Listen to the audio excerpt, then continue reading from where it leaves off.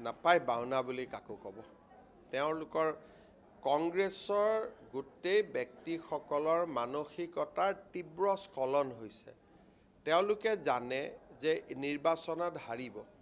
আৰু তাৰ কাৰণে তেওঁলোকৰ ছ'চিয়েল মিডিয়াত অভদ্ৰামীৰ চূড়ান্ত পৰ্যায় পাইছে যদি হিতেশ্বৰ শইকীয়াৰ ল'ৰাই এজন ব্যক্তিক বাওনা বুলি সম্বোধন কৰে তাতকৈ আৰু স্খলন একো থাকিব নোৱাৰে মই আশা কৰোঁ দেৱব্ৰত শইকীয়াই ক্ষমা খুজিব আৰু তেনেকৈ যাতে ভৱিষ্যতে কথা নকয় তাৰ কাৰণে নিশ্চয় প্ৰচেষ্টা কৰিব আমি বুজিব লাগে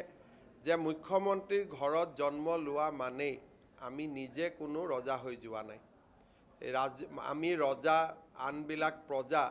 সেই চিন্তাটো এৰিব লাগে দেৱব্ৰত শইকীয়া গৌৰৱ গগৈ দুইজনৰে মূৰত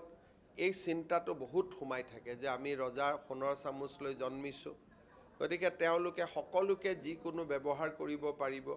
এই চিন্তাধাৰাৰ পৰা তেওঁলোক আঁতৰি আহিব লাগে